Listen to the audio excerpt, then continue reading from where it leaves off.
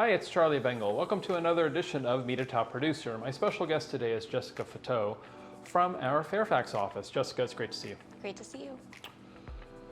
Jessica, you were licensed in 2015 and joined Remax in 2017.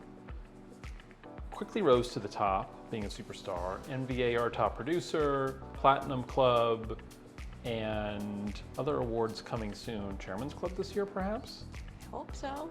Good. Talk to me about why you got into real estate back in 2015. I wanted a quote flexible schedule.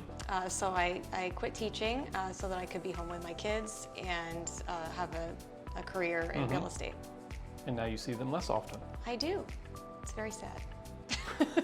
What do you enjoy most about being in real estate several years later? I enjoy the people and the clients and making friends, and I feel like I create like really strong friendships through real estate.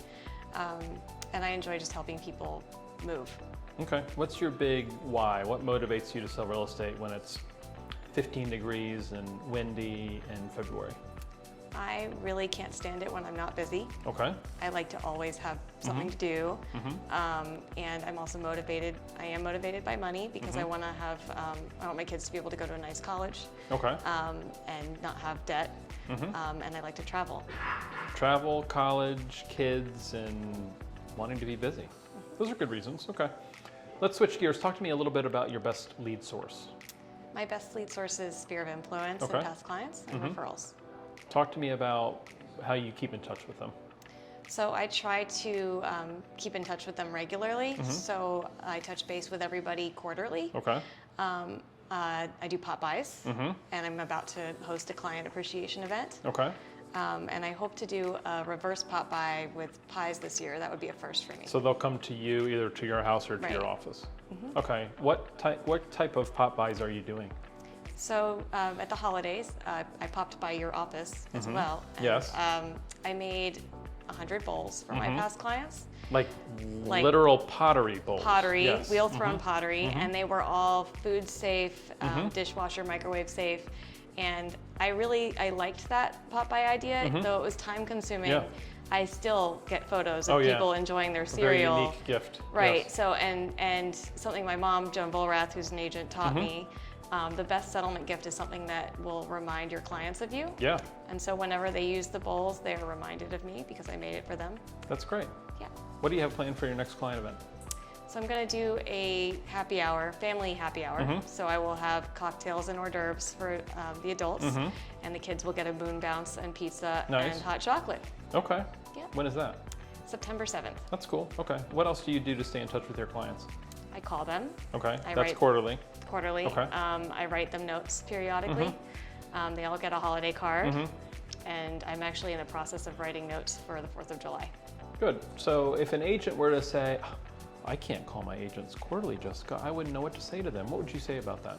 I would say find a reason to call them. So for example, have a client event so that you can call them before the event and say, hey, I'm having this event. I really hope you'll come. I need a head count.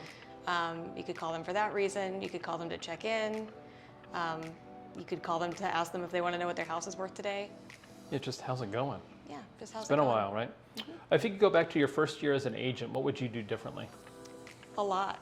Okay. My first year as an agent, I was a secret agent. I didn't tell anybody that I was a realtor. I just kind of hoped that the business would come to me Wish, wait, on and its hope own. didn't work so well? Right. Okay. It's like, you know, I shouldn't use the soccer analogy because I suck at sports, but the ball's not going to come to you. So I should have been on social media from day one. Okay. Should have been sending mail from day one to my sphere of influence because I'm a Northern Virginia native and I have a lot of contacts. Yeah. So now I'm getting calls from people I went to school with and had geometry class in 10th grade. Okay. Because they see me on Facebook. Right. Okay. So you would have done social media differently. Anything else you would have done differently going back to your first year? Just making those calls and not being afraid to announce that I'm a realtor and that I can help you. Open houses are still a really good lead source for you, are they not? Yes. How do you attach to those clients, if you will? How do you build rapport with them, follow up with them? Why do they use you instead of the other dozens of agents that they may meet at open houses? I ask a lot of questions. Okay. And I listen. It's interesting, I learned recently that listen and silent have the same letters.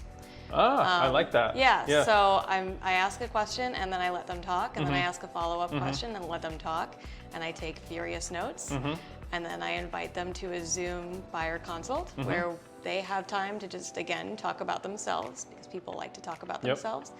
And usually when I can get the Zoom appointment, I have a new client. Fantastic. So we talk a lot about, in coaching, about asking more questions. Talk to me about group coaching. How would you encourage, or why would you encourage an agent to maybe join that?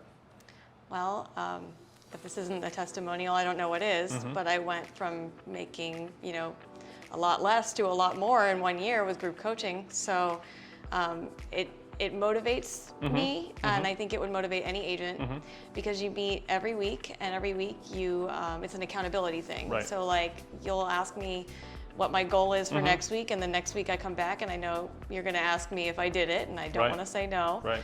And so that really helps. Also, before the coaching session, we get a little form to fill out. And it just reminds me of my goal. So it says, what was your goal for this year? How much have you made so far? And just kind of keeps me on track. You've got to slow down and think about your business even for just 2 minutes a week. Right. Whereas if you don't do coaching and you're not filling in this form, you might not be paying attention and tracking your goals as well. Right. And it's nice to have a little group of people to bounce ideas and challenges and all sorts of stuff and off of. I've made friends. I mean, the people in that champion call are my friends. That's fantastic. Any other tips for agents looking to improve their business? Just make sure you have a business plan, and make sure you're in group coaching with Charlie. I like it. Yeah. This was another edition of Meet a Top Producer. That's Jessica, and I'm Charlie. Thanks for joining us. Thank you. Thank you.